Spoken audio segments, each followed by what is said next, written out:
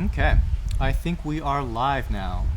So, assuming that everything is working all right, welcome to the June 2015 live sale.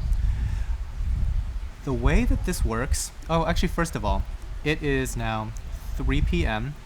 Eastern Standard on June 27th. So if you're watching the stream right now and that's not the time that you see, you are watching the rebroadcast. So, assuming that everybody is watching live for just this moment, go ahead and tell your friends and have them join us, all the reef savvy folks out there. The way that these live shows work, it's kind of a two website thing between YouTube and TidalGardens.com. So we are watching everything live on YouTube. So we show, today we're going to have about 150 corals or so. So you can see exactly which corals we're talking about on YouTube. But to actually purchase the corals, you have to go to TidalGardens.com, and there's a section for the live sale. You can navigate to it on the top left of the navigation. There's like a blinking live sale light. Just click on that, and you'll see all the corals numbered from 1 to 150. And as we go through, you can kind of see what they are. Because right now, all you can see is just what number they are and what the price is. I should probably also talk about shipping. The shipping is a flat rate $39.99, but it's free for orders over $250. So as you're purchasing, you know what? I actually have a little overlay that I could show. There you go. So hopefully this will just kind of spell out exactly what the rules are. Like I said, two website thing. You can see it at TidalGardens.com/coral/live sale. Yeah, shipping is a thing. So in order to actually get a coral, you have to check out with it. So if you see something that you really like, you have to go through the entire checkout process. So go ahead and pick local pickup/live sale as the shipping option. And then at the very end, you can add in the $39.99 shipping module.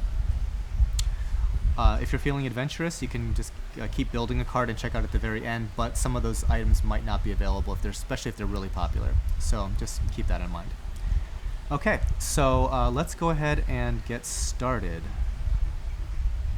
I'll go over these rules again later in the show. The first item here is the Red Sea pulsing xenia. Oftentimes considered a weed in the reef aquarium hobby, but they're actually one of our best sellers. I might have mentioned this in past live sales, but people always ask what's our most profitable coral that we sell, and it's probably pulsing xenia.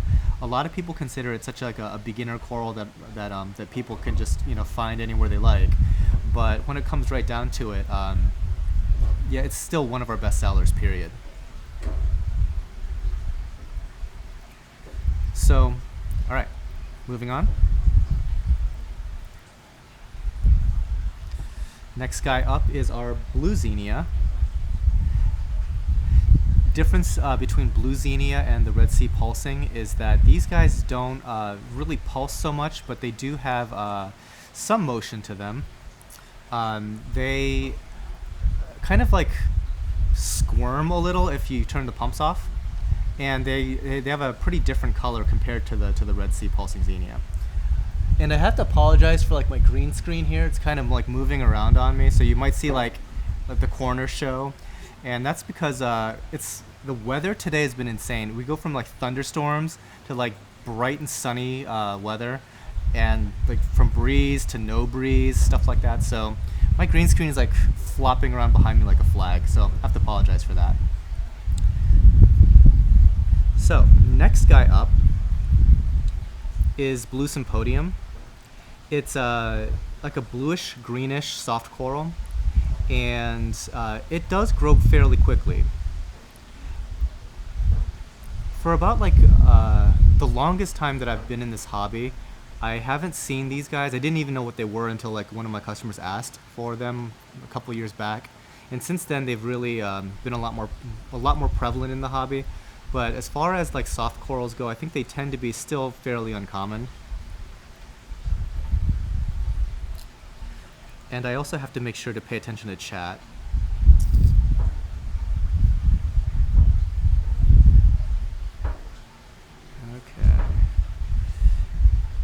Yeah, Adam, the first one is a pulsing xenia, like the Red Sea. Oh, like why do they pulse? I think a lot of it depends on water motion. There's a lot of people that speculate that it's because they're from low flow areas, so they kind of have to create their own flow. And the other thing that plays a part into it is that it maximizes like surface area for photosynthesis and stuff. But it's definitely not for feeding because they don't actually have any way to ingest anything out of that polyp. Okay. Moving on to coral number 4, we've got our Jack Frost paleothoas. These guys are fairly common, and yeah, good. Brighten them up a little bit there. They kind of have like a brownish, bluish color to them. They grow like crazy. They're a great beginner coral and are priced accordingly, I would say. Next, we've got some green star polyps. This is the first of 2, I believe, of the green star polyps. They have what we call like a balloon center. These guys, you can see their center is going to be a little bit different than the next one that we're going to be showing.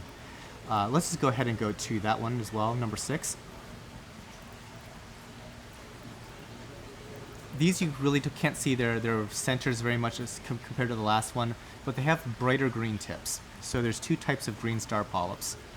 And kind of like the paleothoas, they really do make for a good beginner coral. And I've found that they do really well when provided some strong current. In the tanks that I've had that didn't have particularly strong current, I noticed that they kind of grew algae on their base, and that kind of stopped the polyps from opening up a little.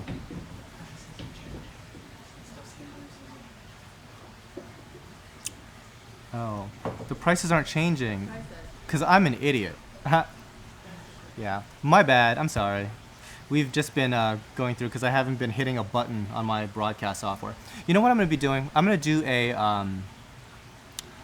do a behind the scenes video one of these days to actually what goes into this broadcast, and so you can kind of get an understanding of like what all makes this show work, because there's a lot of buttons that people need to press to make stuff work, and this time I'm the one dropping the ball. So I'm just going to go quickly 1 through 5. Okay, we went from Red Sea pulsing xenia to the blue xenia to the blue sympodium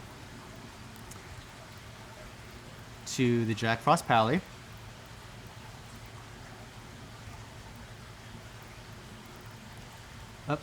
Jack Frost paly to green star polyp number 1, and then green star polyp number 2.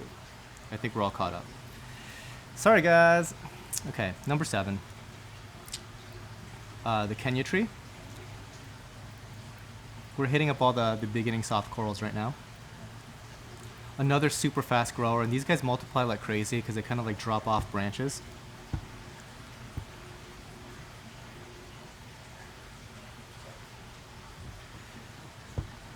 Okay. Moving on, number 8. This is a frag of our devil's hand leather. And Matthew, if you could dial up the exposure just a little bit, it's a little tiny bit dark. There we go.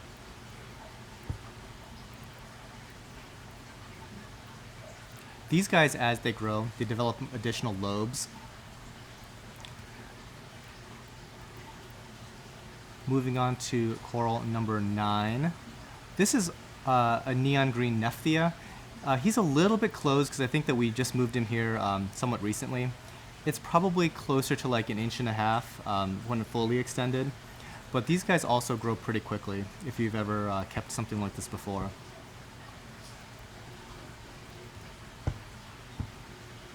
Does Kenya tree need target feeding? No, it does not.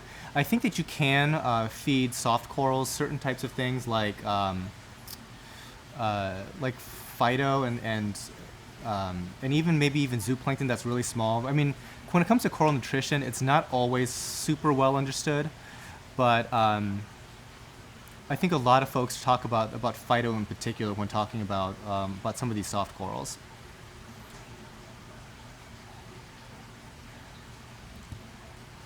Yeah, you don't really. I don't think people go out of their way to feed that coral at all. Okay, next coral, number 10. It's a crown leather. This, I believe, is also a type of lobophytum, which is that devil's hand variety. But the way that this one grows, it's kind of like a cross between a toadstool and a devil's hand. But the shape of it aside, I think people really just like it for its neon green polyps.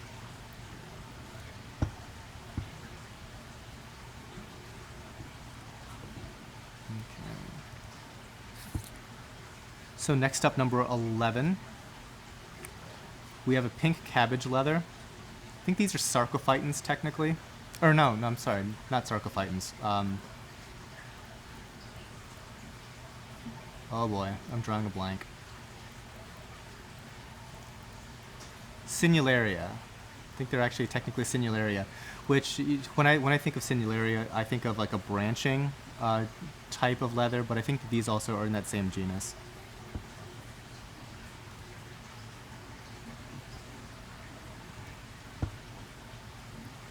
So if you didn't know already, if you're watching this live, there should be a chat window if you're watching on YouTube, and so if you have any kind of questions and comments, you can just type it in there, and if I see it, I'll just respond. Otherwise, Robbie here will hopefully give you some good answers.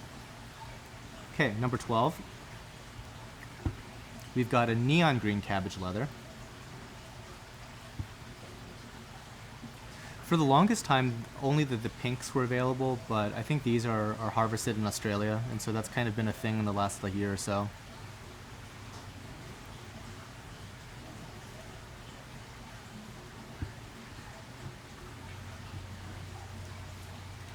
Okay, number 13. Okay, so when you see the screen go black like that, it's because we need to shift the photography rig. So we will hit number 13 in a second here.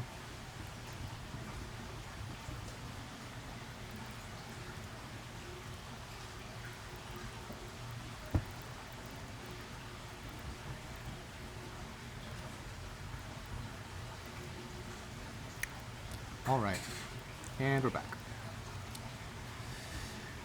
So number 13 is the chili pepper montes. So we've kind of gotten through our first section of soft corals, and we're kind of heading into our wow, that was weird, some of our SPS here.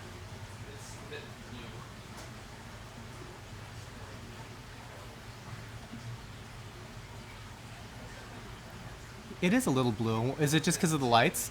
I think we might be getting some bleed over from the LED. So this cast is a little bit bluer than usual, but yeah, such is life. So montipora, I did a video somewhat recently talking about some of like the easy mode SPS corals, and I kind of differentiated acropora and montipora. We'll just go to the next one, 14. And some people commented, it's like, why is montipora kind of considered harder? Because compared to an acropora, it's really not hard. But compared to like some of the other SPS, like the bird's nests, the Pocillopora, they do have some heightened requirements, and also they have some susceptibility to like weird diseases and pests that some of the other easier SPS don't run into. So like there's like a nudibranch, for example, that only eats montipora.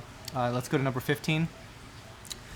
And if you see like these little white nudibranchs that are gonna like eat something like this, it's pretty much gonna be like a losing downhill battle. There's only so much you can really do. I mean, whenever we see those, we try to dip them every day even, and still it's really tough to fully eradicate something like that.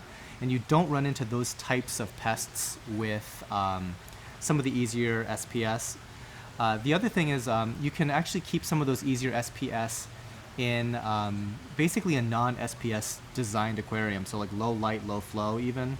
Whereas you still want to try to do that with montipora, you know, higher light, higher flow, etc., etc. So that's kind of why I kind of lumped the Monties with the acros, even though clearly an acropora is going to be more sensitive. Okay, moving on, number 16. I think we have a few of these purple sand dollars. We have 3 of them. Okay, so let's go on to 17. So just so you can just see exactly which you'll be getting with these different ones. This one has an aptasia on the bottom of it. That'll be taken care of before we send it to you.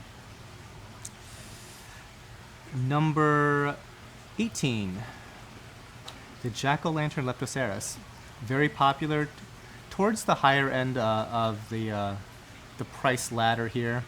But these guys used to be about $400 an inch when they first were found, so the price is dropping quite considerably. And Leptocyrus is kind of a an alternative if you're looking for an SPS that's kind of easier to take care of, that's going to give you some encrusting. That's not a montipora, I should say.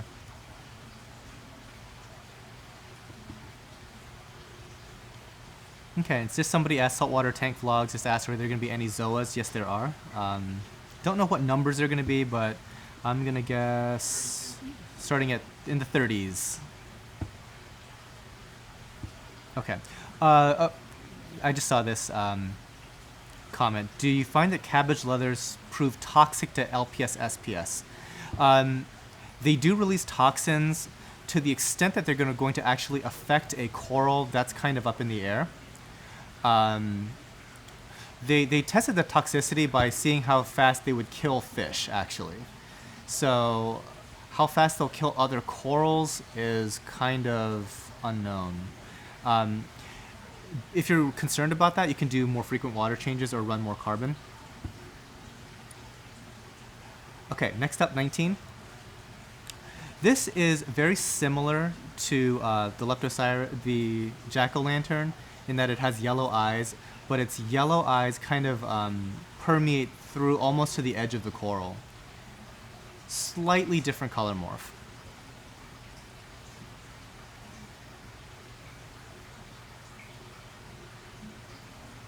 And I really don't know why it's so blue, but man, that is real blue. Doesn't it look blue? Looks real blue. Okay. In case you're wondering, we're lighting directly over the corals with some T5s, some ATI T5s. However, it's in a tank that also has hanging LEDs, so I think what you're seeing is some bleed over from the LEDs onto the corals, and so it's making the whole thing look a little bit more blue. Okay, number 20 is a golden Leptocyrus.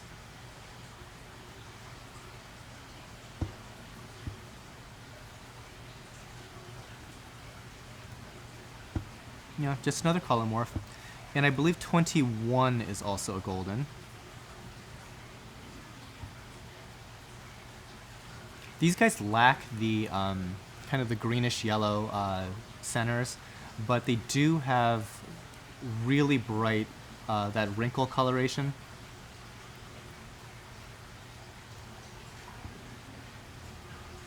And if you have a hard time kind of like gauging size, these are probably a little bit over an inch. Excuse me. Number 22 is an orange pavona.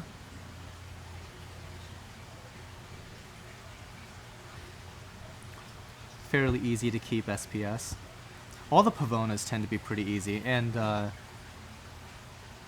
this particular type of orange pavona grows like a kind of like a knuckle, like a knob. Okay, 23 is a slightly different type of orange pavona. It has more of a purple base with kind of like the neon orange tips. And these guys, I think, are more of an encrusting variety, whereas the other one, kind of, like I said, grows in like a knob shape.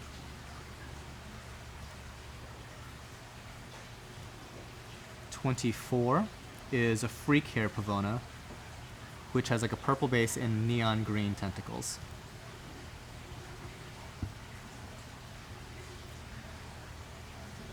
So Hans Urbano is asking, hello, do you know what corals are best for starters?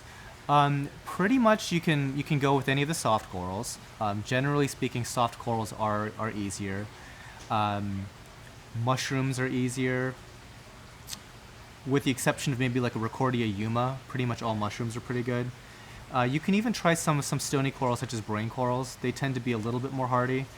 But when in doubt, as a beginner, if you do additional water changes, that really gives you a lot of leeway on what you can keep. I mean, water changes are the easiest and most effective things you can really do.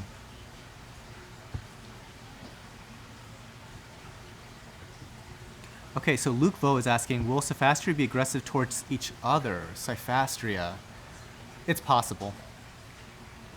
It's possible. I mean, pretty much whenever you're talking any stony coral, it has the potential to sting other things similar to it. Okay, number 25 is just our standard green pavona. And pavona are called cactus corals, and they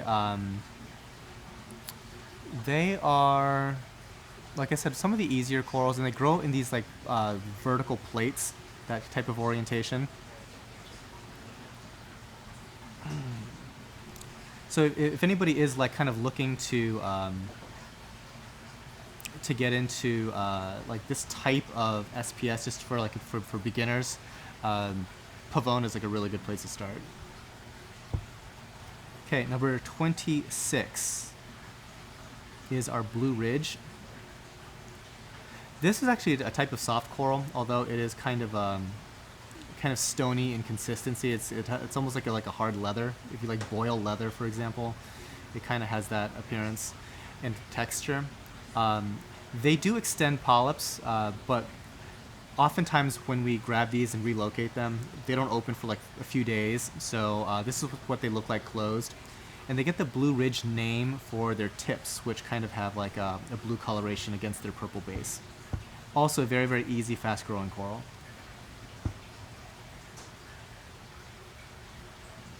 Okay. Looks like we're trying to see if we can do something about the blue coloration. What did we do? Oh, really? Huh. Okay, moving on. This is our pink Cephastria. Cephastria are one of like the lowest lighting corals. So if you have like some areas of shade, this coral might be a pretty decent option to put down there. They really don't do very well in highlight aquariums at all, in my experience. And just out of curiosity, I know it's kind of late in the cast already. We're already on number 27 here, but if I sound bad or if I sound like low or something like that, let me know. We screwed up the last live sale because of some weird audio issues, so I was like super quiet. But hopefully this is all settled now.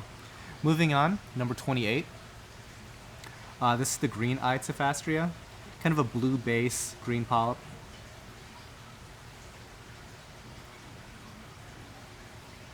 Again, like pretty much every Cephastria, it's a kind of a low light thing.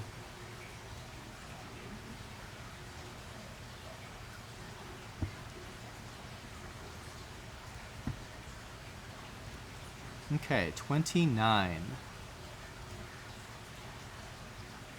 This is the first of 3 Galaxias that we've got going on.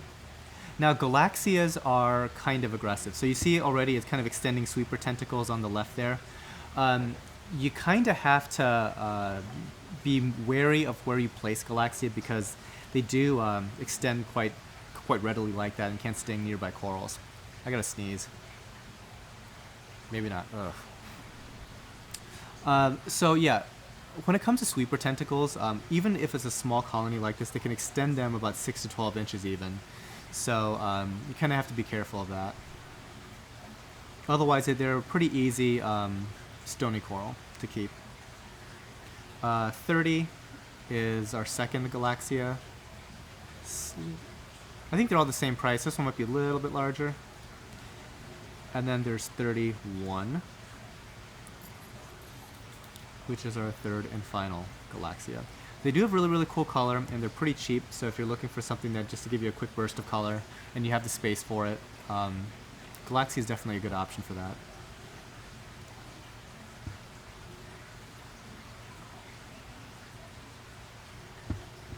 Okay.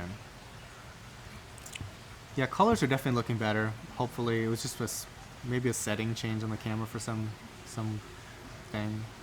Who knows? Okay, 32.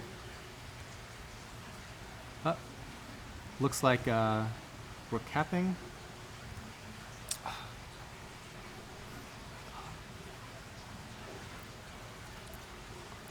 Hopefully everybody is okay on the rules of how to do the live sale. If not, right around item number 50, I'll go over them again.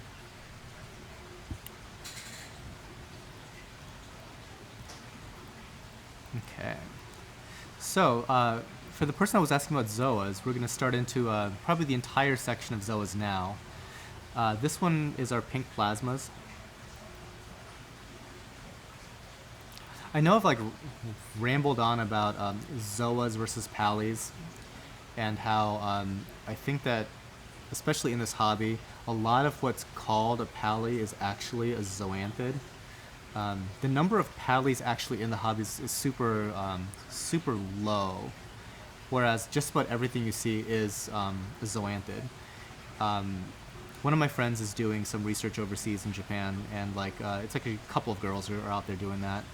And yeah, it's like after talking with them for a while, pretty much half, if not more, of what I called a paly in the past is really a zoanthid. So you still might see that on our website where we've mislabeled something as a zoa, or mislabeled something as a paly that's really a zoa. A lot of people pretty much called anything with a large polyp a paly, and that's really not the case.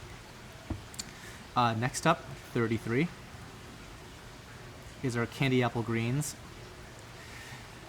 This thing in person is going to look a little bit more rainbow colored. Like you see the stripes there. A lot of those will have like some pinks, some greens, even a little bit of like yellows and purples going through those stripes. Once you see it with your own eyes, it's kind of like tough to show that in on a stream like this.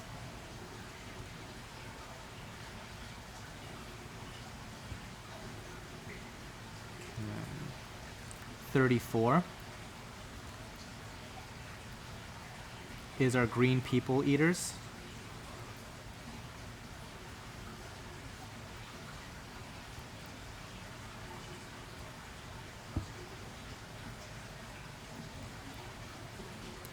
Next up, 35 is actually our first paly. So this is the nuclear green. Actually, it's not our first one. We actually had the Jack Frost palys right at the beginning, the beginner ones. So those guys are actually much larger. These tend to be a smaller polyp, but obviously they've got some exotic coloration. Looks like about 3 or 4 polyps, something in that ballpark. 3 polyps.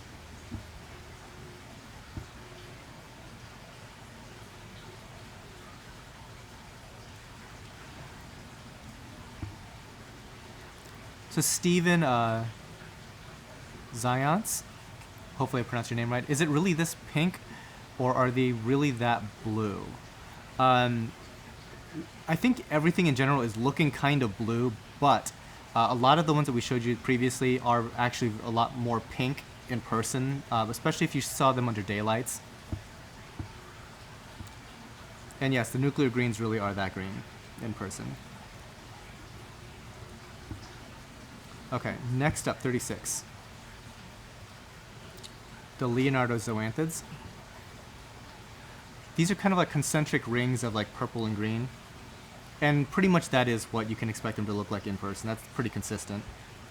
Some of like, for whatever reason, sometimes like the rainbow colorations, they get lost on camera, or under like heavy actinic.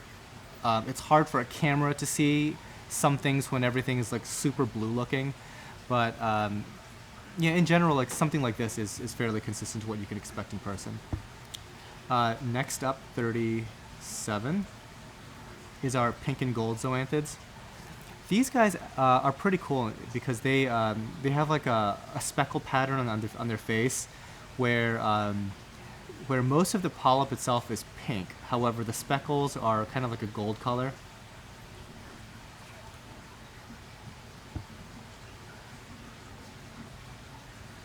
Yeah, and as Bethany just said on stream here, like zoas and pallies are another good coral for beginners. They are hardy, but they're also susceptible to some like weird parasites and diseases. So you kind of have to be watchful of that.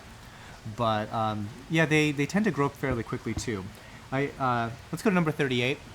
We get asked a lot, like how fast do they grow, and it kind of depends, because certain ones can take off growing right away as soon as they hit your water. Others can just lay dormant for like 4 to 6 months even. I mean, that's on the long end, but they can just like not grow a single polyp. And then once they just fully acclimate to your system, that's when they start taking off, and they'll like double in size in the next month. So it really kind of depends.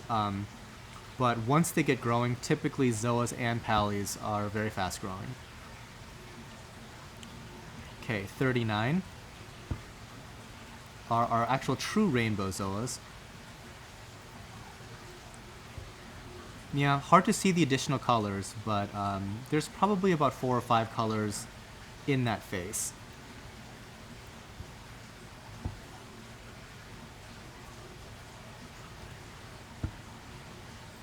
Okay. Next up, number 40. We have our mantis zoas.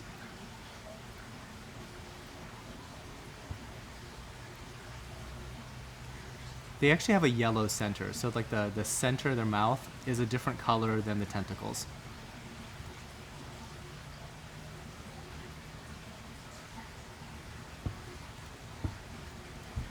#41 is our pink panther zoas. So on stream, it looks incredibly close to the rainbow that came 2 corals before it.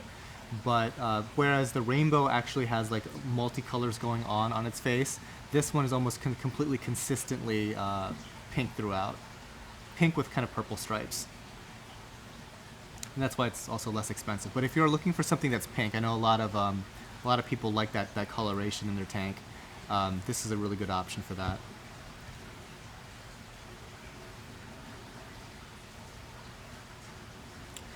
Hans Urbano's asking, do zoas need to eat? Good question. They tend to be some of the harder corals to actually feed. You would think that they would just be able to grab all kinds of stuff out of the water and consume it, but a lot of them, especially like number 40 that we showed you, they tend to reject food. Like if you do a search on our YouTube channel, we do show like some zoanthid feeding videos, and we try a bunch of different foods, and they seem to reject most of it.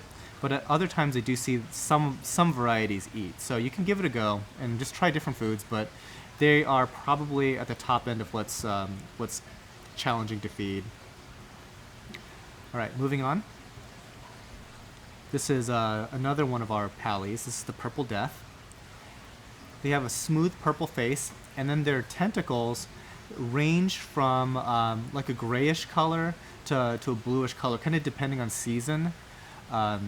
We grow everything in a greenhouse here, so we're deeply affected by seasonality issues. So summertime corals look very, very different from wintertime corals. So even if you like go back and look at our old live sales, you can see certain corals look very different compared to like the June one versus like the December one. And yes, the corals really do look that different because of just how how things change from season to season. 43 is our second Purple Death. And you can kind of see like how a Paleothoa really is different than just a large polyp zoa. Their tentacles look different. And these things you can feed like crazy. Like I've never seen a Paleothoa that doesn't grab food and eat. So going back to that question, you can feed the heck out of pallies.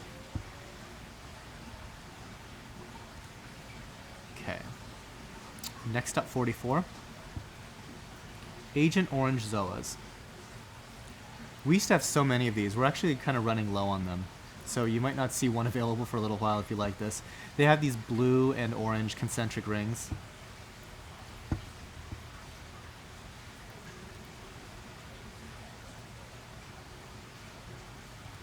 Okay, 45 is a slightly smaller one. No, I guess it's the same number of polyps. It's just the one in the back is kind of closed.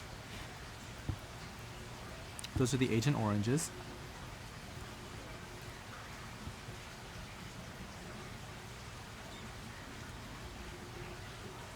Yeah, and seasons are messed up. Like, that's kind of one of the big drawbacks to having a greenhouse.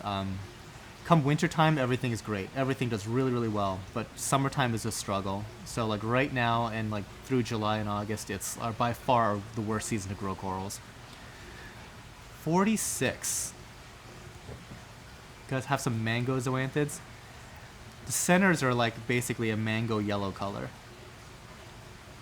They almost look like a spotlight. It's right in the middle.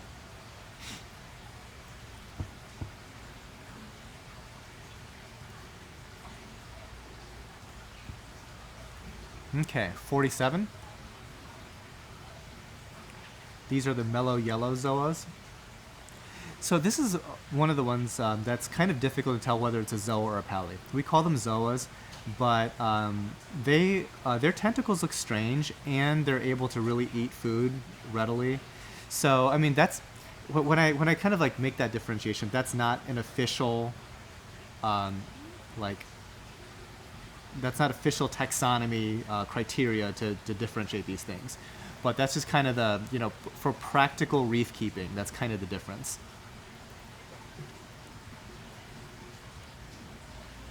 Next up, number 48. These are the pink bikini zoanthids. So we showed you some pink panther ones earlier. These are a more vibrant pink even, and they've got more blue going on in the center. It's kind of difficult to see all the little subtle differences on stream, so I can kind of like explain them verbally. This has a lot more blue going on. Okay, 49. It's a big ticket item. It's a Rasta zoanthids. People always ask us for Rastas. And so this is, looks like what, 3 polyps, maybe more? Maybe just 3? It's a very popular zoanthid variety. And one of the reasons why it's expensive, it's because it's, number one, it's always been in demand. People like the coloration, but you can pretty much only get them from aquaculture these days. When they get imported directly from Indonesia, they almost always die.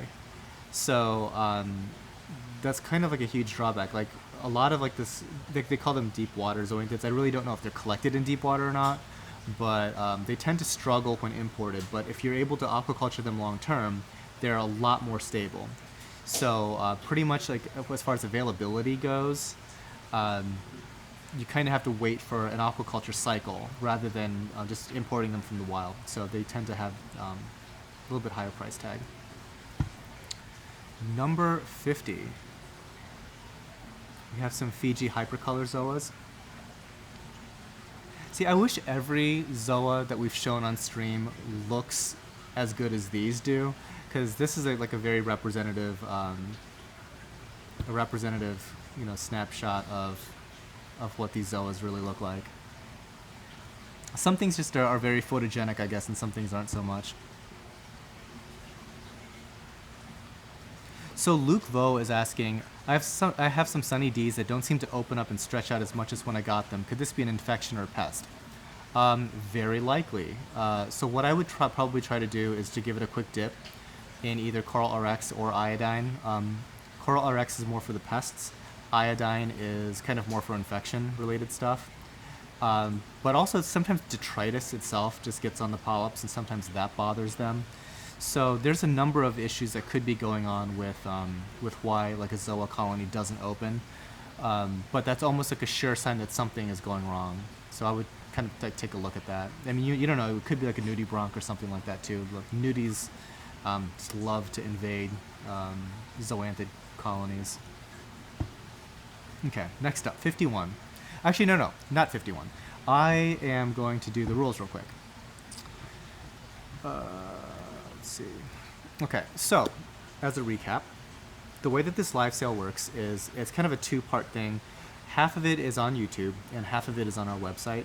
So obviously to participate in the live chat and everything like that, you actually have to catch it live. Once we're done with this, YouTube is going to go ahead and republish it. So you might be watching a rebroadcast of this. So right now it is 3:41 p.m. Eastern Standard on the 27th of June. So if it's some other time for you, then you're probably watching the rebroadcast. And so you won't be able to chat with us, but you still might be able to catch the actual live sale, which goes on for a few days afterwards. You can purchase the corals on tidalgardens.com in the live sale category. You'll see a numbered list of corals and their prices, and you kind of have to refer to the video itself to see what those corals are. But you can just like toss those into your shopping cart just like any regular item. There's a flat rate $39.99 shipping, and shipping is free for orders over $250. So once you're done shopping, you can actually check out one at a time. Just keep selecting local pickup. Local pickup / live sale, I should say. Obviously, the live sale thing is a little bit more intuitive. Once you're done with all that, you can purchase the $39.99 flat rate shipping module, and you're all set. But if your order is over $250, no worries. And we'll combine the orders on the back end and make sure that we'll get everything out to you. Okay, so that in a nutshell is the rules. And yeah, to actually get the item, you have to check out with it. Just putting in your shopping cart doesn't reserve the item for you. That's a pretty important point. Okay, that's the rules. Next up, 51 is the red people eater zoas. Kind of and it's a like a mainstay in the hobby, I guess. It's a very, very popular coral. Like a bright red face with a bright green mouth in the middle. They were called palys for the longest time. I think they're zoas. Okay, 52. Biggest ticket item that we're having on here. This, I believe, is actually a 3 polyp macaw zoanthids. To put it into perspective, we usually sell these things for $80 a polyp. And usually, whenever we do sell them for $80 a polyp, they sell within about 4 hours of us listing it on the website. So 3 polyps for $200, in the weirdest of ways, is a good deal. We propagated this one off of a single polyp that we received on a piece of rock. It was the only one of its kind that we've ever seen. And just from that one single piece several years ago, we've been able to cultivate like a really, really, really small group. So once every, 6 months or so, we offer one up for sale. So this is that opportunity. So I know some people in the past have asked, when the next one is going to be available. Here it is. Not cheap. It's literally the most expensive zoa we sell, but that is that. Okay. And let's see. Next up. Okay, we gotta change the camera setting around here. It looks like.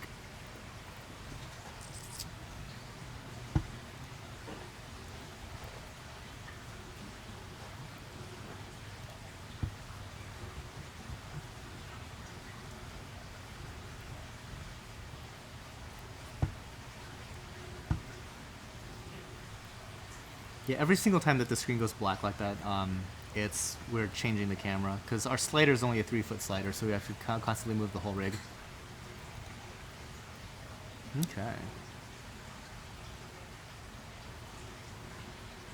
And that looks a lot less blue.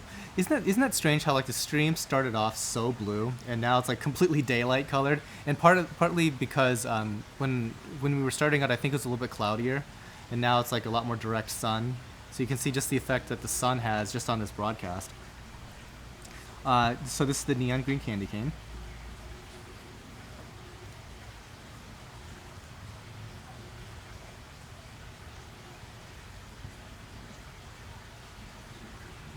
Okay. Taking a peek at chat there. 54.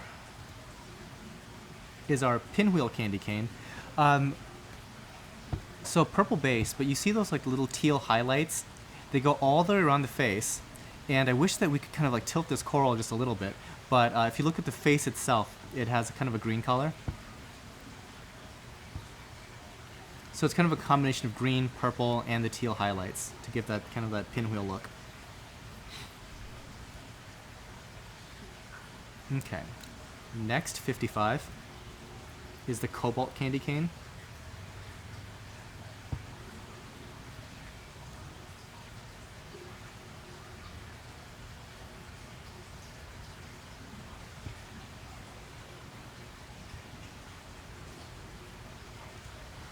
Okay, 56. The tricolor Blastomussa welsey. So I believe that this is only a single polyp. However, it almost doesn't matter because the way that Blastomussa welsey grow is that they add on additional polyps right around their base. So this single polyp, once it starts to grow additional heads, will go from like 1 head to 8 heads really, really fast. And I say 8 just like flippantly, but you'll see like right along its base, they'll just keep on adding little babies, and over time it'll grow into like a boulder just full of polyps. But it's that growing edge where it adds on all the additional polyps. Okay, 57.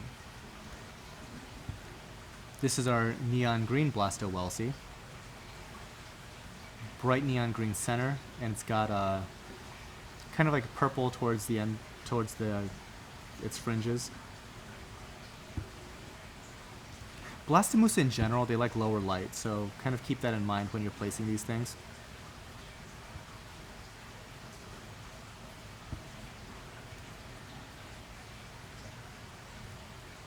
Uh, 58 is our red Blastomussa merletti. So the difference between merlettis and welsies, merlettis tend to be smaller. They tend to grow slightly differently. I don't know if they bud off at their base or not, but they kind of, the actual type of growth is slightly different. They grow faster, but like I said, their polyps are smaller. And generally speaking, you're going to find like the really, really, really crazy colors in the welsies more so than the merlettis.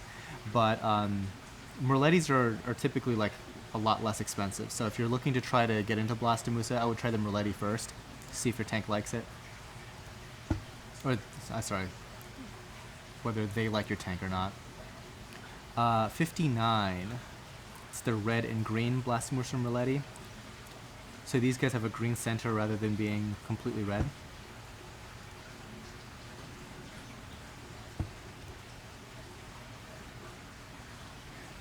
And Blastomussa can be fed pretty much anything. They're one of the more aggressive eaters out there. And that'll also affect their growth rate.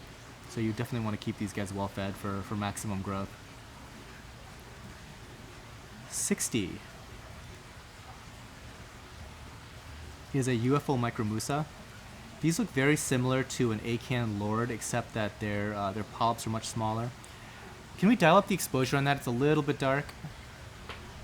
We're getting a little bit more cloud cover, so it got dark in here once again, and more blue.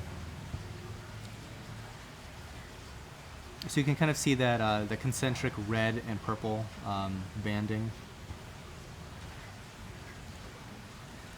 61 is a peach-eyed acan echinata.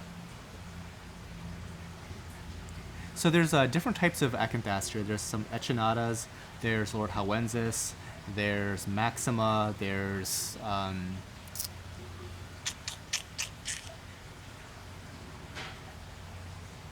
Rotunda Flora, which I almost never have. And there's like some large polyp ones, and the name is like completely slipping my memory. But there's actually a video that we did all on acans that you can check out. One thing to be aware of is that the different types of acans will fight if you put them right up against each other. So like an echinata and a Lord Hauensis, you don't want to be putting those two side by side because they'll fight to the death. Okay, 62. Like for example, this guy, the rainbow acan lord. You don't want this guy and the echinata to be touching. They will fight like crazy. And you can see like the rainbow coloration that we're talking about here. under like just pure actinic, these things look absolutely insane. But if you only have like blue actinic LEDs, the problem is sometimes they lose some additional colors, which kind of are the things that make them rainbows to begin with. So like pretty much anything that has like 4 colors or more gets called a rainbow.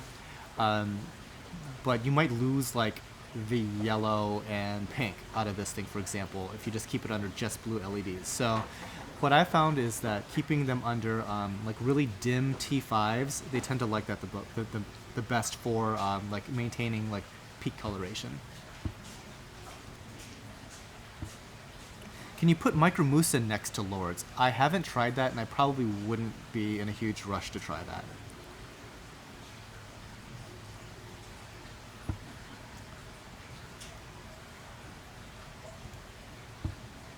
Okay, next up, 63. This is the Superman Acan, obviously with the blue and red coloration.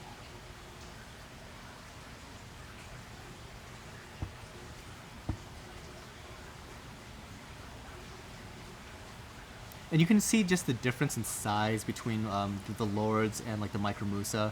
I mean, they're like 4 times the size as far as like their polyps go. Okay, next up, 64. This is our green halo, another type of Acan Lord. And you can see that these have been in our system for a long time because their polyps are always extended. That's kind of like a sign that you can tell with the ones that have been in the system for a long time, because they're a lot more adjusted to feeding, so they kind of expect food all the time, and that's kind of a good sign, I would say. The ones that are always constantly retracted probably came out of the ocean. And they tend to also be smaller, whereas these are really, really puffy. 65. This is another type of Acan, another type of rainbow Acan, except that its color is a lot more muted than the other one. I think this one in particular was in a different system where it might have been receiving some goofy lighting. So it's kind of lost a couple of colors, but I think that under T5s and some more consistent feeding, you're more likely to regain some of that coloration. In person, you can actually still see some of it, but on stream, it's really difficult to pick up. Number 66. This is our orange Acan Echinata. Echinatas tend to have roughly the same size polyp as a Lord.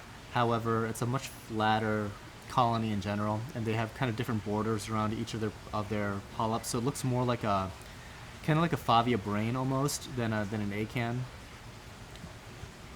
But that's kind of the thing that typifies the Echinata. It's a great orange coloration on this one, though.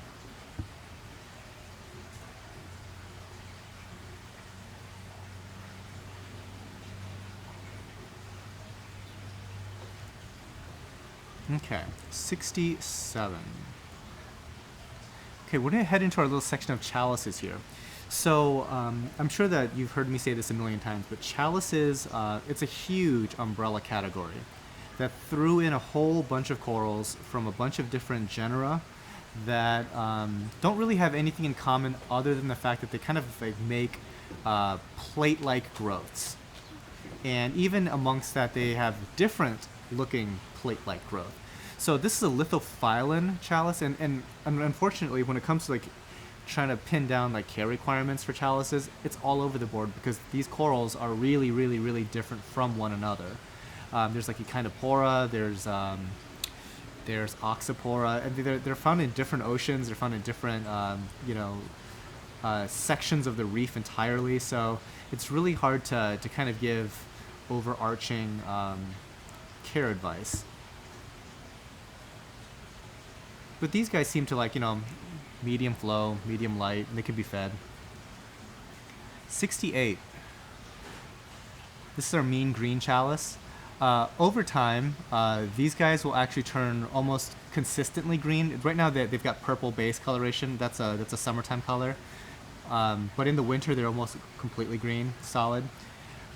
They also grow very, very, very fast, and then they grow like large plates. Whereas some of the other ones are almost like more of like an encrusting plate, if that makes sense. It's kind of like fleshier, flatter, and they kind of grow slower. These guys have like a wafer thin plate growth. 69.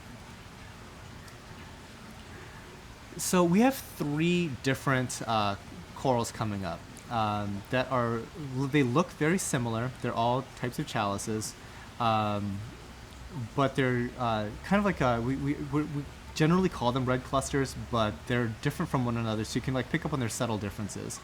Their polyp size and whatnot. So this is the first one. Number 70 is up next.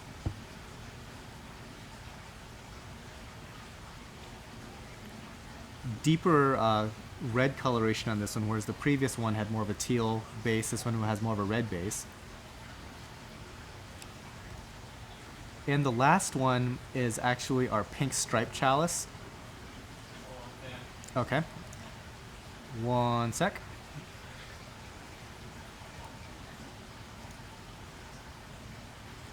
Slider issues. Okay, and this is our pink striped chalice, which is the similar coloration, but you see how like those polyps are kind of in rows, and that kind of gives it like a striped appearance. Slight difference in the polyps as well.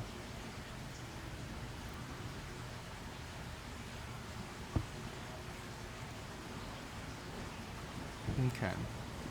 So next up is our golden chalice. And Matthew, is there anything that we can do about the glare? I'm seeing a lot of glare. Yeah. Yeah, that helps a lot. So this guy actually fluoresces yellow under actinic.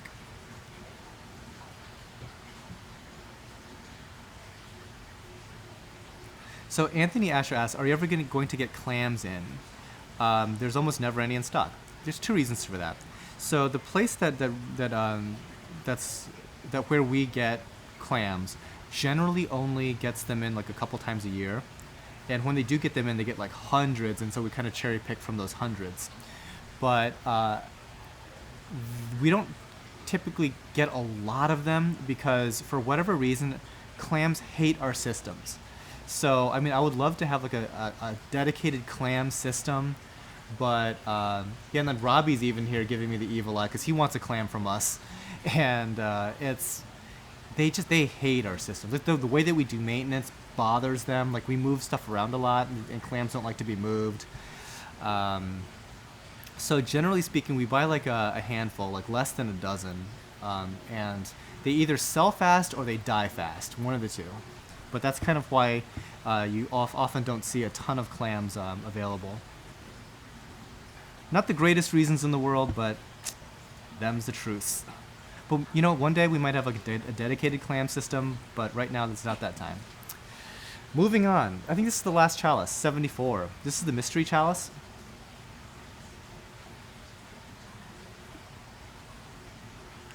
So we have cosmic chalices and mystery chalices, and sometimes they're indistinguishable, and sometimes I think that we just like flip-flop back and forth with their name. So I'm really not sure about the naming. I've forgotten most things by now, but this guy's got some speckling going on, a red mouth, and it actually has a bright yellow rim, which is kind of cool.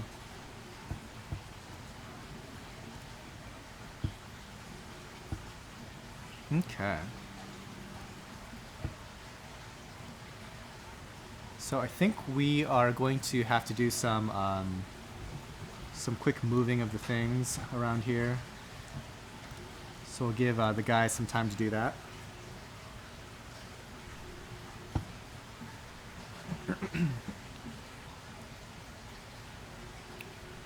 Actually, may as well go over the rules again. So in case you missed it, the way that the live sale works is you can purchase the corals on Tidal Gardens. It's a numbered list in the live sale section. Obviously, you can watch the stream itself on YouTube. The way shipping works is that it's a $39.99 flat rate to anywhere in the U.S. I should also bring up it is U.S. only, and we cannot send to Hawaii, I believe, because of some regulations there. But we can send to pretty much anywhere else, like Alaska, the Virgin Islands, and whatnot. But I think to Alaska or any like Puerto Rico and the Virgin Islands, there's an additional shipping that applies. And you can find all of that in the miscellaneous section, all the different shipping options. But if you're done kind of shopping around the site, just make sure to add in like the $39.99 flat rate, or nothing at all if your order's over $250. And yeah, just it's always a reminder to actually purchase the item. You have to check out with it. Just having it in your shopping cart is not enough. Okay, so what number is that now? 74? Okay. So this is the first of our 2 Bisma worm rocks. So the coral is Porites. It's a type of an SPS.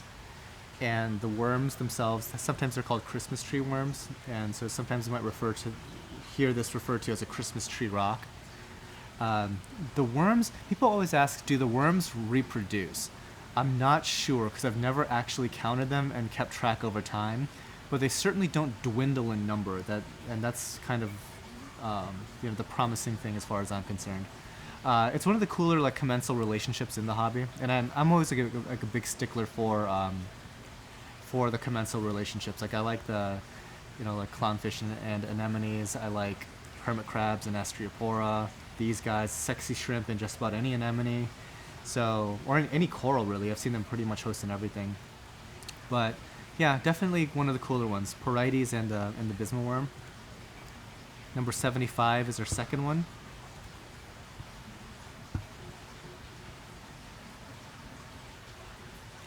Yeah, Anthony Asher asks, is this the rock that had those cool hermit crabs in it? It's not. There's a different one. We can probably show you that later on.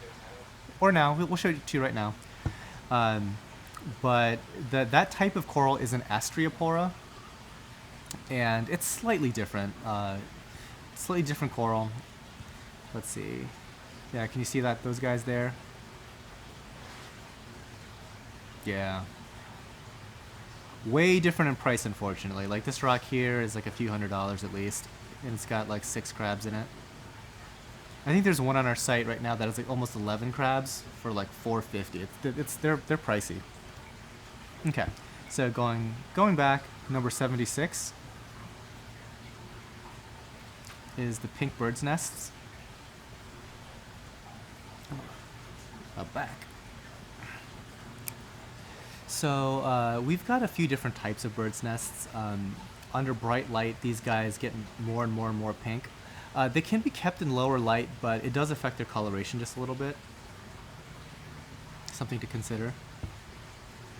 This was also one of the corals featured in our easy mode SPS video.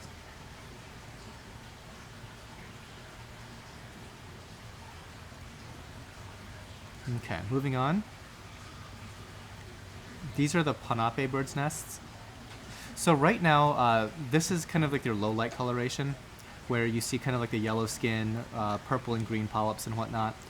If you give these guys a lot of light, they turn completely pink, almost more pink than the previous one you just saw.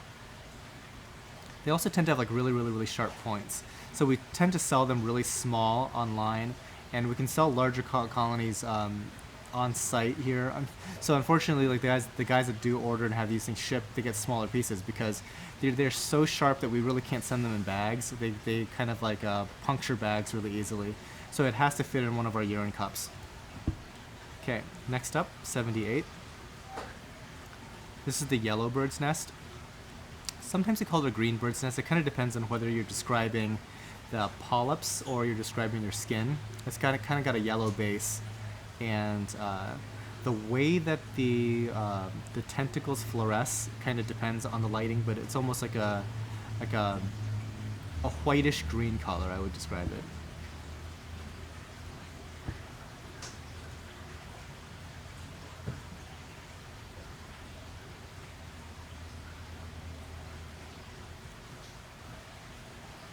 Okay, next up. This is the bird of paradise.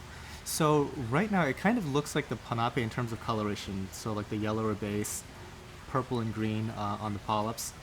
The thing that's different about these guys is that they stay this consistent color regardless of the lighting. It's not going to turn pink, for example, and they have kind of like more rounded tips.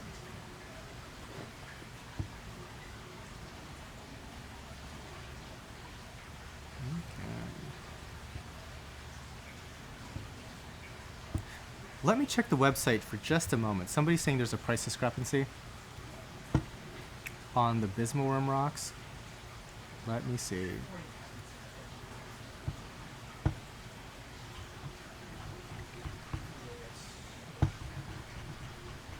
What number was the Bisma worm rock? They're right, 74, 75. Yeah, they're $65 a piece. So that they seem to be correct.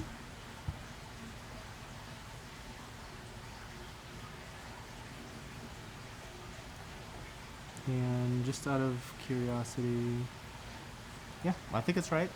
Anyway, moving on. Number 80.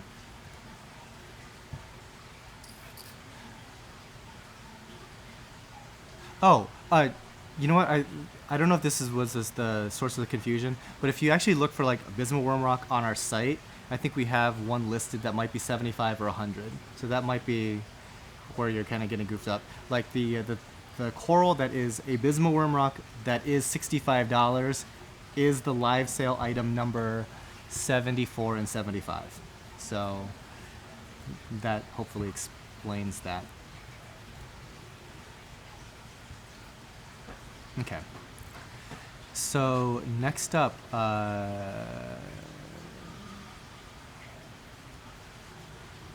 81, the pink Pocillopora damicornis. So again, Pocillopora tend to be some of the easier SPS corals. It's a branching colony. It looks like one of our other corals fell, so we're fixing that right now. See, we have these fox faces in this tank. This tank that all these corals are in is a 240, and we have fox faces to kind of manage. We use fox faces to manage algae. Unfortunately, they also like to grab stuff and throw it around. So one of our elegances that we're going to show on stream here is going to be a little bit more closed than it was about 5 minutes ago. All right, next up, number 82 is our winterberry favia. It's a type of a brain coral. Favia tend to be kind of slow growing, but they are fairly hardy, fairly easy to take care of. If you're looking to get into like a beginner-ish large polyp stoning, this might be an option for you.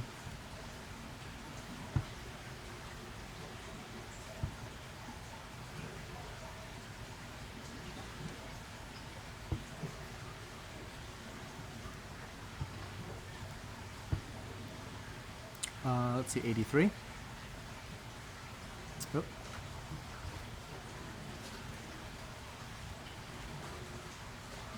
We'll get to 83 in a second.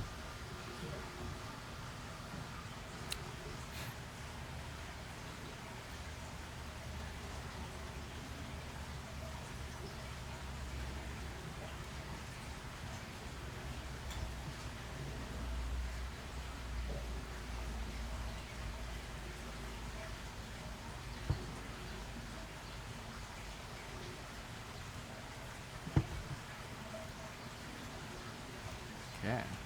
Next up is our Christmas favia. This is a little bit more red in person. Right now, it's getting a little cloudy, so we're getting all the blue again. But its centers are kind of like a speckled green, and here we go, getting more sun. It's like on-demand sunlight. Ohio weather. You can kind of see like the red and green alternating. Next up, number 84 is our Midnight Princess favia. This is probably our... So sometimes you hear me call something a favia, and it's really a favites. I think this is actually a favites. Favites are not slow growing at all. These guys tend to grow pretty quickly. But for whatever reason, sometimes like we lose, some of these like favites to like some really random thing, and I think part of it is that they don't like the summertime. But every single year we do get better at managing summertime sun, and like right now this is probably the best it's ever looked in the summer. Usually by now it's very kind of pale, Whereas like in the winter, you see this this characteristic dark purple center and the bright green rim. Um, Nowadays, in the depths of winter, you almost can't even see that purple. It's almost black, so you almost get like this black and green appearance to this coral.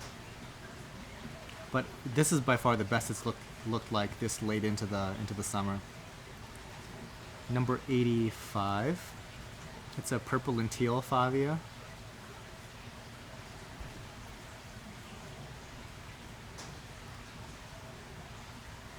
So Hans Urbano is asking, can algae kill corals? Absolutely. Algae can just suffocate a coral like crazy, and also algae releases, I don't know if it's necessarily a toxin, but it releases compounds into the water to stop coral growth.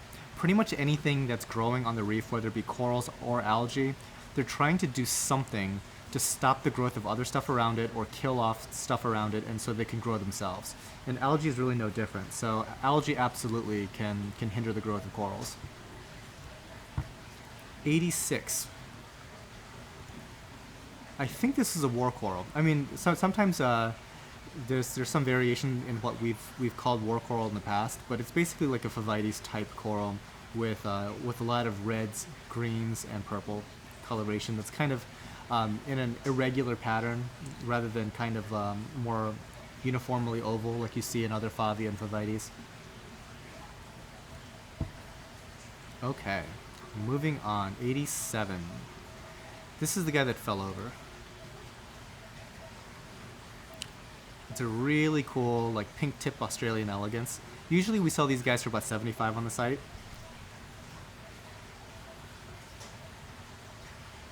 I've been needing to sneeze for like a long time. Oh god. Okay. So hopefully you guys like that guy. The elegances tend to sell like super fast, so I bet I'm like talking just for no reason because this thing's probably gone. 88 is another elegance. This guy has like more purple tips. See, I was telling you about these fox faces. So right here, he's gonna cause some trouble. I can just tell. This guy's got a little bit more purple going on. The shortness of the tentacles, I don't really know if that's... it's kind of like bubble tips on a bubble tip anemone. Sometimes they develop the bubble tips, sometimes they don't. Sometimes they like get long and stringy, sometimes they get short and stubby. It just kind of depends on how this coral is feeling at any particular time. So, yeah, it's hard to kind of predict what changes this, but they do kind of change their appearance every now and again.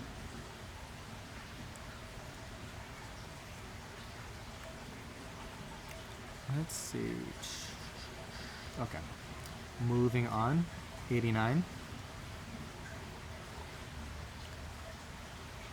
This is one of the more rare frog spawns. It's a Yayamensis. It's a particular species of frog spawn that tend to have these like really, I guess, tightly inflated, bubbly tips on their tentacle. It's an Australian variety. It's a very slow grower. So it's, I mean, a lot of our frog spawn from Indonesia can be propagated readily in there. They grow really quickly. The Australian varieties tend to not be like that. They tend to grow a lot more slowly. So it takes about 6 months to add an additional head in our experience with these guys. So we haven't really been able to propagate them on a large scale or anything like that. So they kind of just get imported. But they're one of the more dramatic looking ones, kind of with the pink base and bright yellow tips. Number 90. Okay, now we're into our Acropora.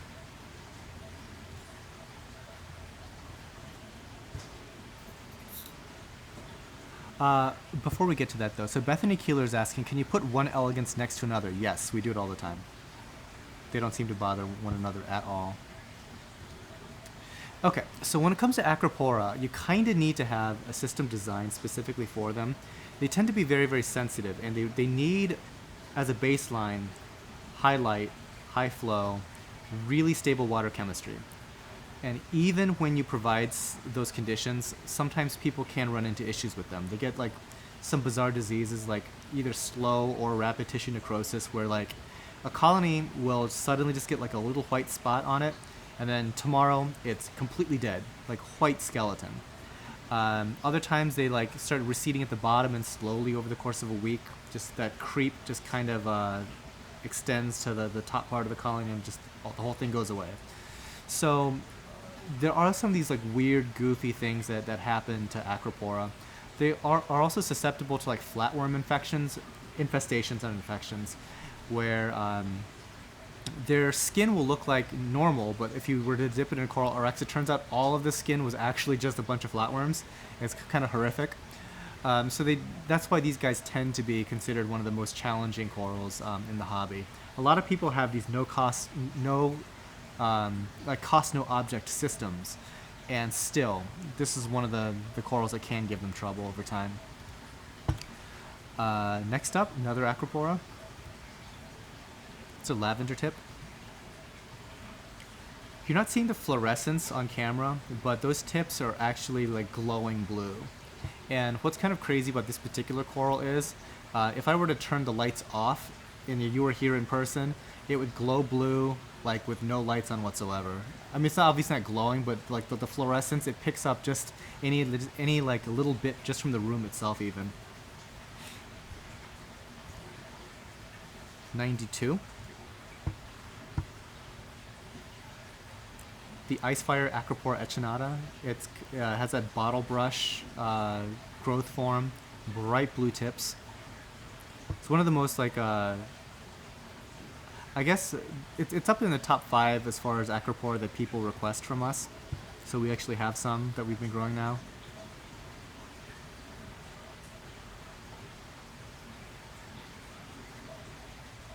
So Anthony Asher is asking, do you have a shipping deal if you order so many? Yes, if you order over $250, shipping is free. And below that, you only need to pay for shipping once, $39.99. You just pay that one time, not like every single coral. That would be slightly messed up on our part. Number 93. Frog skin Acropora.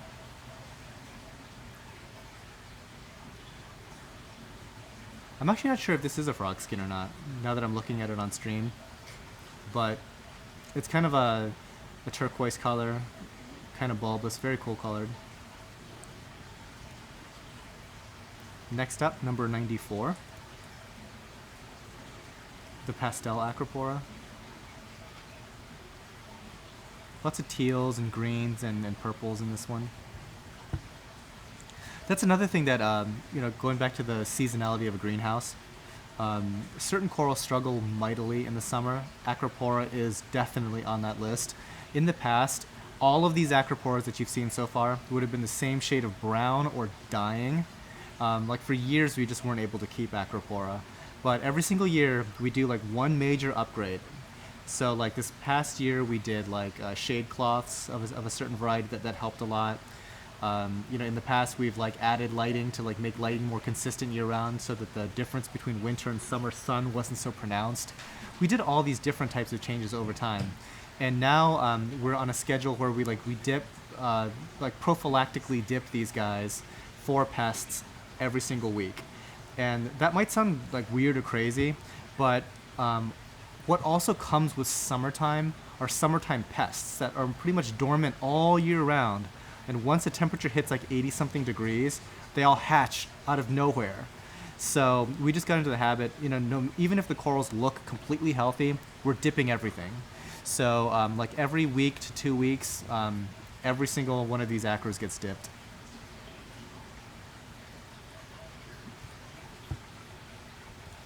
Okay, 95. This is our hairy Acropora. We're running out of creative names for a lot of these things, but it's a very bushy specimen.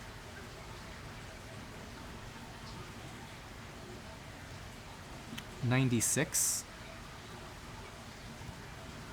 is our prismatic acro. It's got some pinks, some purples, and cream colored highlights depending on what part of the colony you're looking at.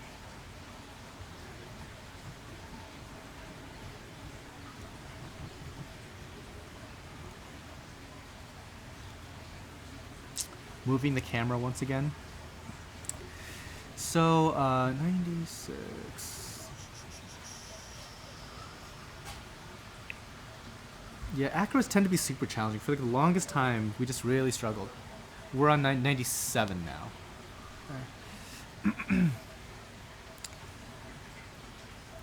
So yeah, the folks that like to keep Acropora and do really well with it, you know, congratulations to you guys.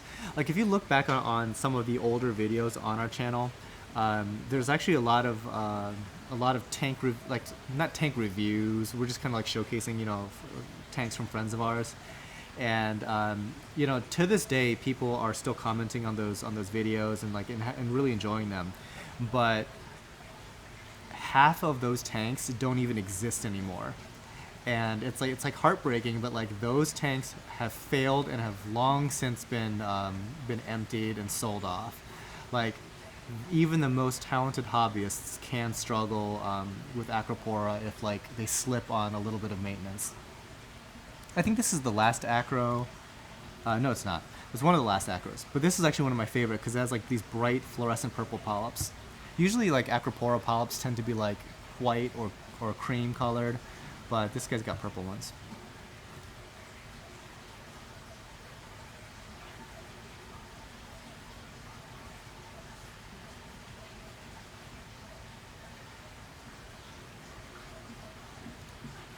Oops. Whoops. I misclicked on something. Sorry, guys. Okay. Next up, 98. It's a blue Acropora. This is like kind of interesting, just because of like the way that the sun keeps on like going behind clouds and stuff. You're actually seeing like different colorations just based on ambient lighting. So you can kind of get a better idea of what these things look like. Next, 99. It's our Montipora digitata. So montiporas tend to have, not tend to, but they have a very diverse range of growth patterns. There's branching ones, there's encrusting ones, and this is one of the branching varieties. Sometimes they form like weird like ridges. Number 100. This is another branching digitata. It's the German blue, they call it, and you can kind of see like the difference just between like the green and the blue.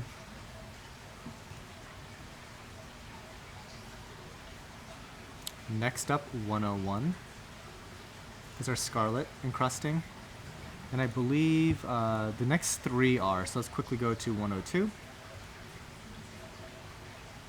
and then 103. Oops, I lied. Let's go back to 102. So one thing that's kind of hard to see on stream, but I'll just describe it, is if you look really carefully at the center of each polyp, it's has a purple center, so it's actually a red and purple colony. Okay, 103 then. This is like a super popular Montipora. It's kind of like a plating, and I noticed that like in the summertime, the gold colored base even comes out even more. But the last time we sold these, they sold like right away, really quickly.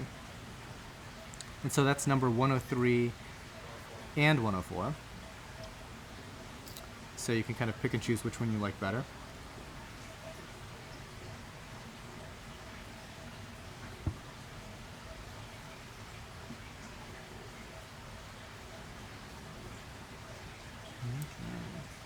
Sorry guys, I'm just reading chat just a little bit. I'm kind of behind. Okay, 105 is the Montipora orange.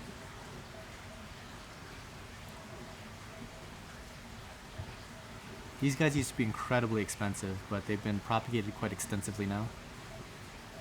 They look kind of similar to Montipora setosa, except that setosa has a slightly different orange color and is a branching colony, whereas this is an encrusting.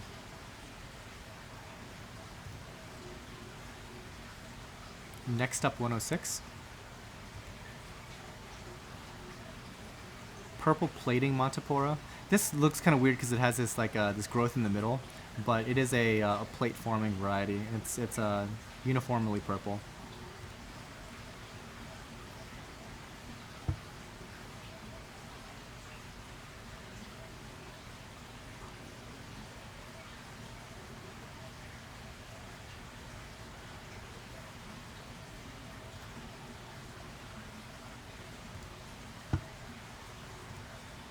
Okay, next up, 107. It's the orange plating. And 108 as well. And 109. All different varieties of orange plating. The one in the middle you can see has a slightly different coloration. That might just be where it was located in our systems. Different systems have different levels of lighting. So I would actually anticipate it, looking a little bit brighter under brighter light. So the one on the left there, which is 107, and the one on the right is 108.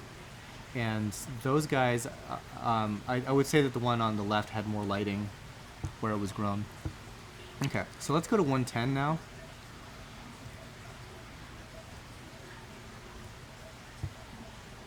And that's our green plating montipora.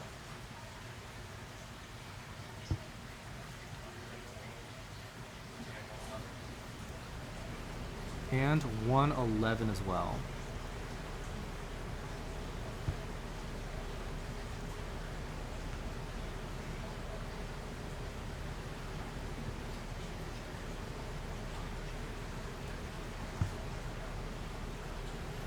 Okay, let's see. Is it Chutton 47 you're asking about? Okay, so Chutton 47, there were 3 birds of paradise, but only 1 listed for sale. Let me fix that real fast. You what?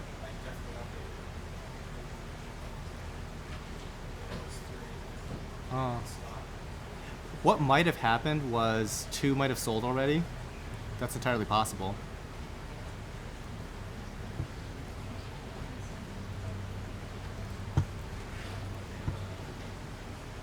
But we have plenty of them. I'll, what number was it? 78? 79? I'll just, yeah,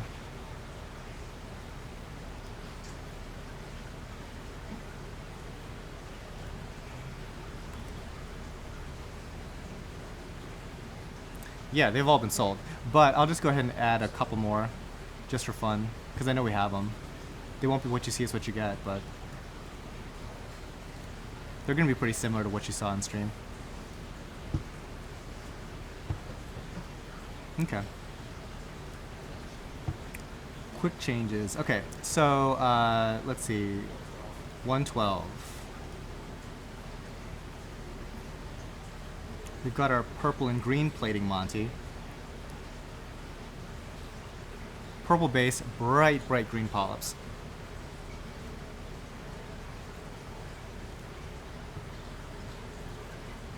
$113. Okay, one sec.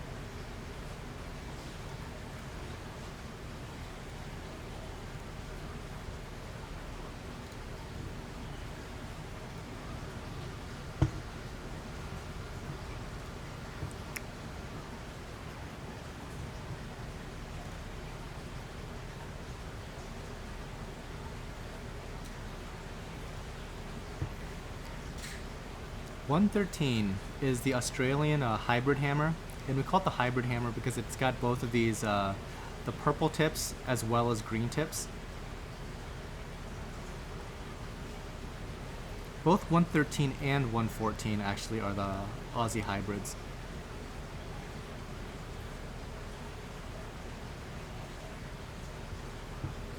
These guys tend to grow a lot more slowly, but what I've noticed is that despite the fact that that a lot of these Australian hammers grow more slowly than their Indonesian counterparts, they tend to just have better coloration. I'm a lot happier with their coloration, but when I say that they grow more slowly, they grow like at 1/10 the speed or something like that, to the point that I really can't sustainably aquaculture these guys.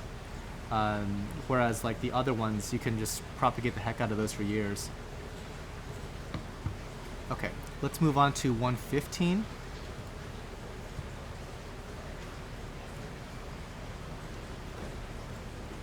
This is a bubble coral.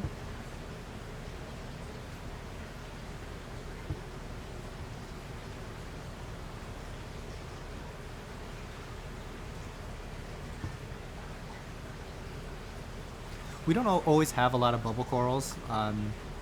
So this live sale is probably the first time we've had one on in like months. Next, 116. This is a giant showpiece coral, but it's an ethereal Sinarina. It's probably, what would you say, like almost 6 inches across? Yeah, it's a huge piece. They're kind of almost translucent in color, but yeah, very, very large coral. And Sinarina can be fed like crazy. They're pretty hardy.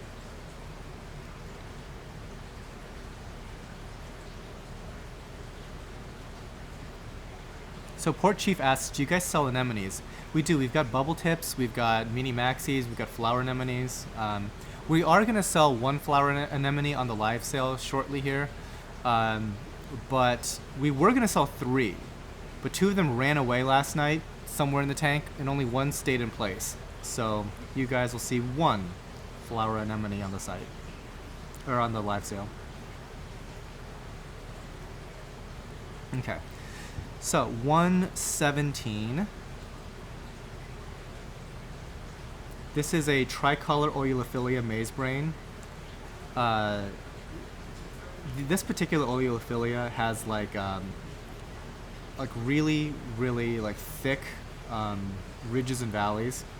Sometimes they're really a lot more tight and not quite as extended up from the base. So this is a pretty striking one because like as you go up the ridge, the color of the flesh changes. Yeah, definitely one of the cooler maze brains if you're looking for one. Yeah, and both this, the Sinarina before it, they're really easy to take care of. I know some people were just kind of asking about care requirements. Really middle of the road as far as LPS goes. You're talking medium light, medium flow. You can feed it. It really doesn't take that much babying. They're not particularly aggressive to stuff nearby. Okay. 118 is our other type of maze brain.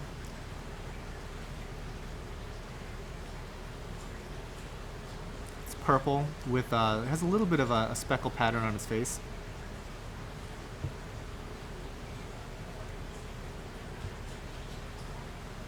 Okay.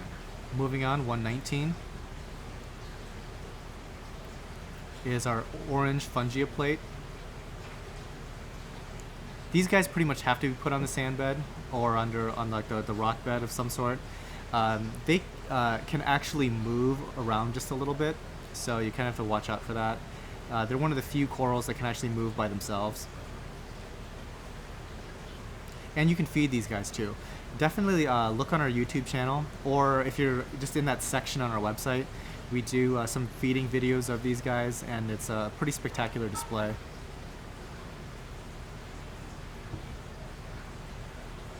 Can you believe it? We've been streaming for about an hour and a half already. Okay. 120 is the neon green helmet fungia. This guy's like a super bright color, but their shape, we call them like a helmet because they're literally like a cup shape. And so when you place these into your tank, you actually have to be careful that you don't trap an air bubble underneath, because that air bubble will kill it from like the underside. So you kind of have to put it in upside down first, and then see if you can like make sure that there's like just no bubbles trapped there. Okay, 121. This looks like a fungia, but it's actually a tongue coral. So the difference is that tongue corals have multiple mouths in the middle, and as they grow, they get kind of like an elongated shape. And Matthew, can you see about the little bit of glare that we're getting? What? We're getting some glare. So this one in particular, it's a high dollar one specifically for its coloration. It's intensely that pinkish purple fuchsia color.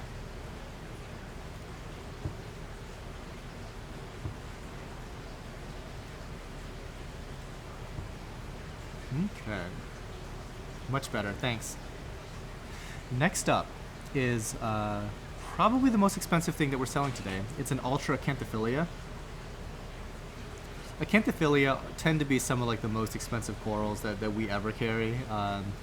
They are just an incredible specimen just because they're show specimens, but they're also practically bulletproof. They're one of the easiest corals to take care of. You can practically just keep them in a bucket.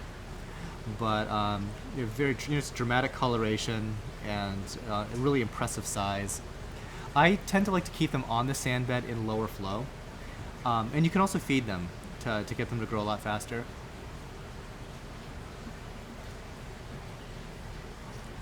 Next up, 123 is another type of brain coral. It's Tracheophilia.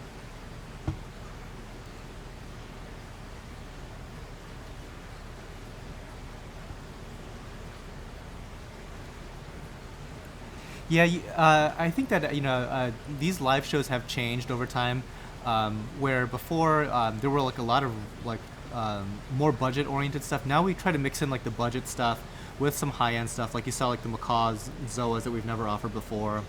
Some like the bigger ticket LPS like the Acanthophilia and stuff. It's just to give like everybody a little bit of a broad spectrum of whatever we carry on our site, because not everything that we have here is just budget. Not everything that we have is just high-end. So playing to all crowds, I guess. Next, 124. I think this is the only Scully that we've got going on today. It's our God of War Scully, $100. Scully prices just keep on going up and up and up. I was kind of hoping that they would kind of die down, but they're actually getting more expensive, I think. It's not something that we can propagate, so we're pretty much at the mercy of like collectors and importers from Australia. These are almost all exclusively Australian, which also tends to drive up prices a little bit.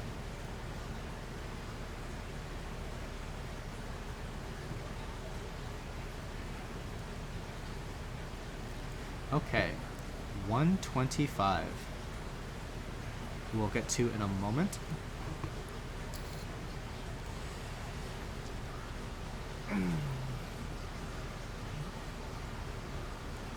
Only 25 more corals, guys.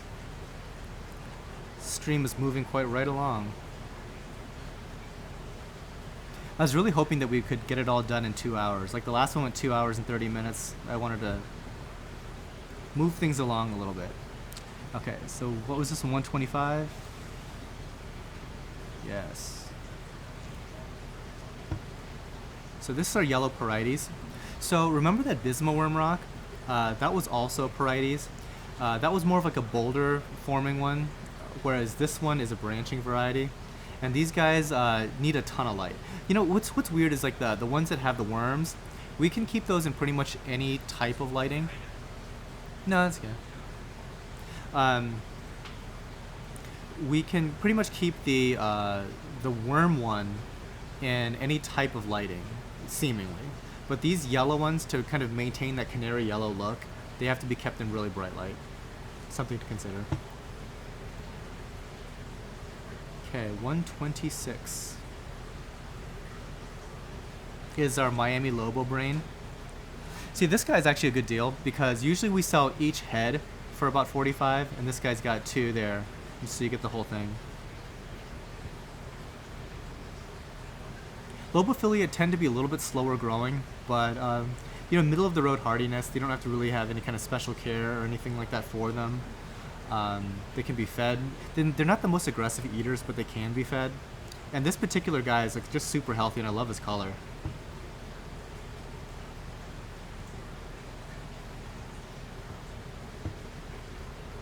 So Don Myers is asking, why don't you propagate scolies? You can cut scolies, and you'll end up with like a semicircle that will stay a semicircle forever, pretty much. They don't really ever regain that circular shape. And what we've noticed is that if a scolie does not have a circular shape, it will never, ever, ever sell. So that's mainly why we don't propagate scolies. But also, just in the process of cutting a scolie, you're really risking both sides of it because they don't actually heal that well.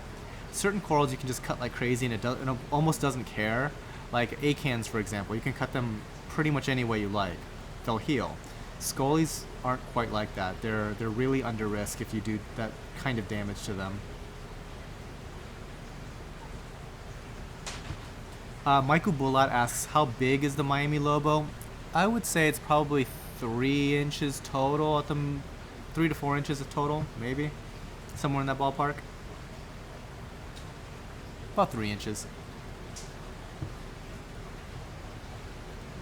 Okay. Next up, 127. Nope. 128. So remember, okay, so 127 ran away. I don't know where he is. No idea. Like, we actually looked this morning, couldn't find him. So that would have been one of the ultra flower anemones, which kind of like blue, reds, and greens in it. Or it's like 3 different colorations on the thing. I think it is blue, red, green, or purple. But this is our orange, and he is probably one of the 2 most expensive ones that we have. And he's here currently, so hopefully if he gets ordered, we can find him when it comes time to ship. 129 is also missing in action. He ran away too. So let's move on. 130. Okay. So this is our wintergreen pipe organ coral. Pipe organs are so called because they have this, they kind of form this reddish skeleton look. Or this reddish skeleton, you can kind of see like behind my left shoulder is these kind of like these red pipe organ looking things, and they grow out of those stalks. So if this whole thing were to close or heaven forbid die, you would end up with actually like a red rock. Okay, 131. It's our orange leptastria. Orange with kind of a purple towards the rim of every single polyp. These guys kind of like medium to low light, medium to low flow. I think you can feed them small particles too, small particulate food.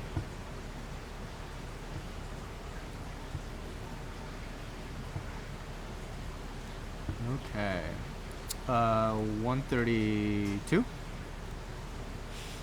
The yellow leptastria. So this guy's different in that it's got a yellow polyp with a green rim. These guys are a little bit harder to come by than the orange ones. And speaking of orange ones, 133 is an orange one. Next up.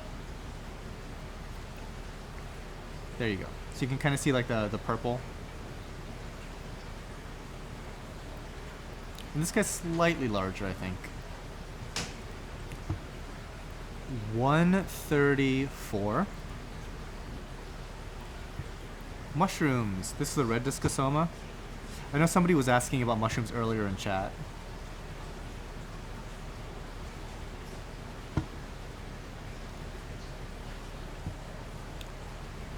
So, mushrooms in general, I think that all the ones that we've got going on here are very beginner friendly. They multiply by something called pedal laceration, where their foot, pedal, P-E-D-A-L for foot, they kind of scoot along the substrate, and they kind of like drop babies behind as they go. So yeah, you don't even have to go about fragging them or anything, though they kind of multiply on their own. 135. Oh, not 135. We're going to have to move the rig. 1 sec.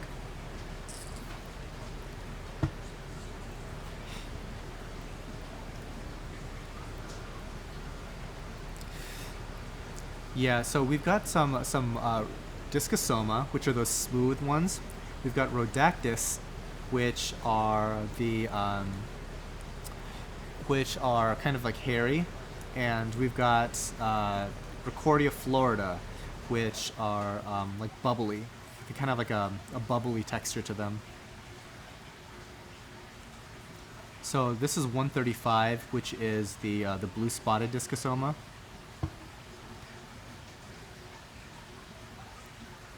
Next up, 136. It's our red marbled.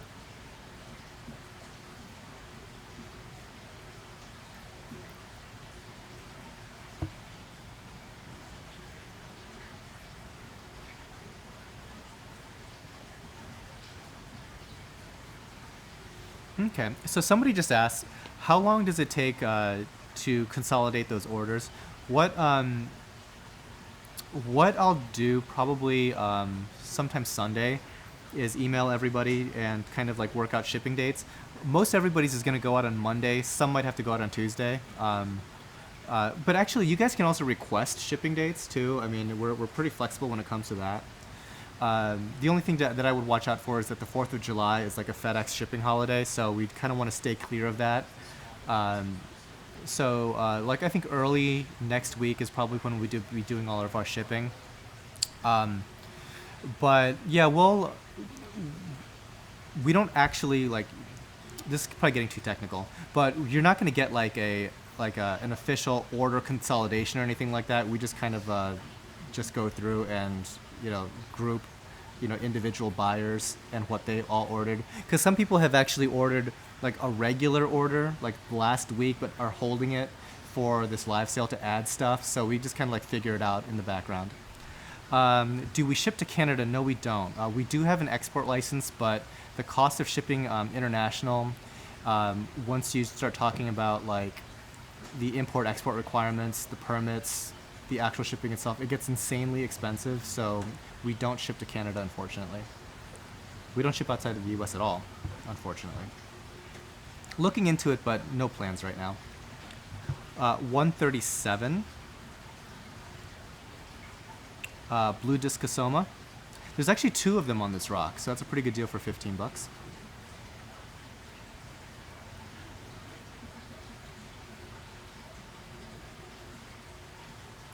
Okay, so one thing, let's keep on going. 138. One thing that somebody had mentioned, go ahead and go to 138. Matthew? What? 138. Is kind of attaching mushrooms. You have to have them attached to substrate before gluing it to anything. You kind of have to glue the substrate down to something, because if it's just like a detached mushroom, you really can't glue it down to anything. Okay, next, 139. These are our rhodactuses. So you can kind of see how their texture is completely different.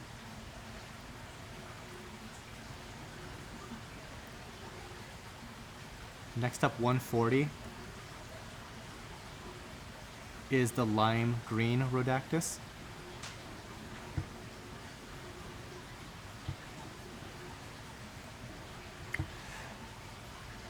I don't know where you guys are in Canada, but I'm not going to name names, but I've heard rumor of people buying stuff from us here locally and taking it across the border or something, allegedly. Let's see, going to 141. The orange rhodactus.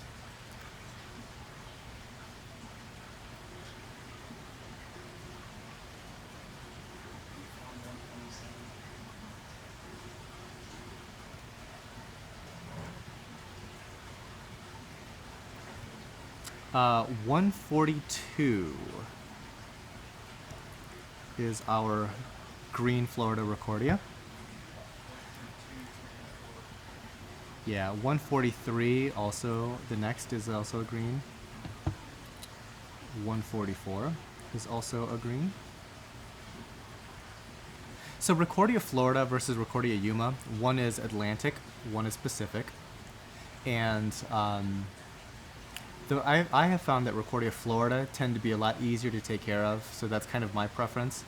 The Recordia Yumas, though, come in some amazing colors, so that they obviously have their attractive qualities.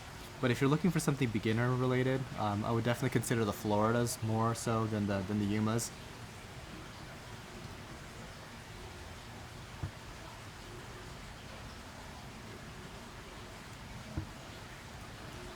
$145. So 145, 146, and 147 are all of our orange Florida Ricordea.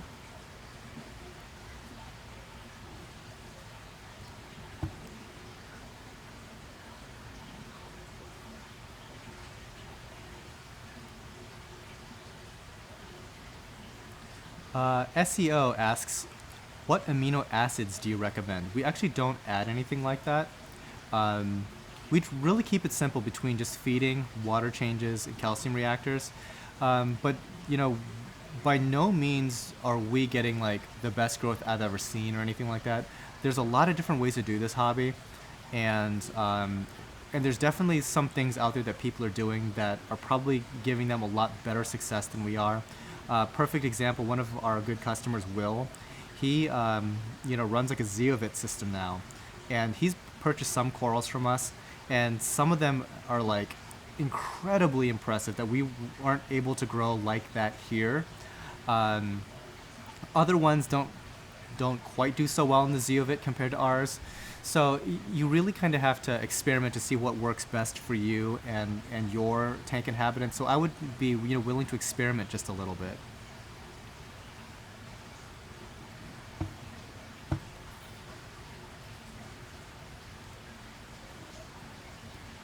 Okay. Last set of corals, 149, 150, and 151, are all different types of blue Florida Ricordea.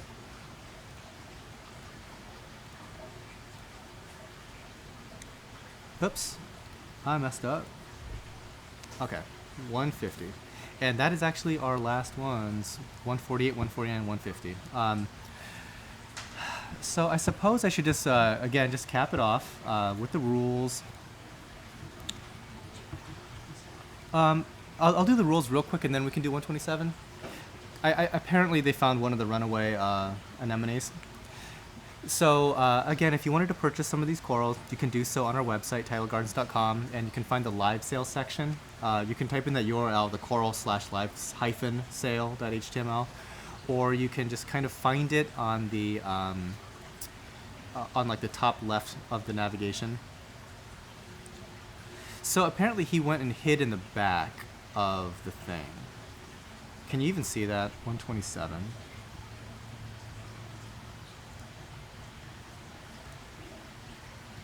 Let's see. So you may or may not be able to see the color very easily, just because it's not actually being directly lit by anything. No, I actually play with that, you guys. See if you can get that looking good. Not really.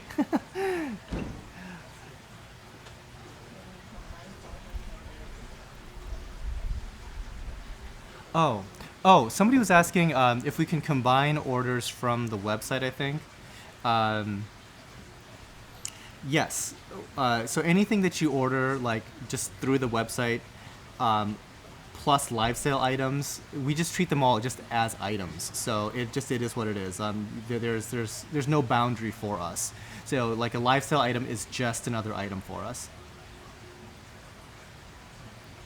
Okay, so this is the ultra flower anemone. It's got like a purple center, red tentacles, and green base otherwise. And unfortunately, it decided. So we have like this angle-shaped, rack to hold the orange one on the other side, and so this guy kind of like went to the other side and is kind of hidden in the crevice.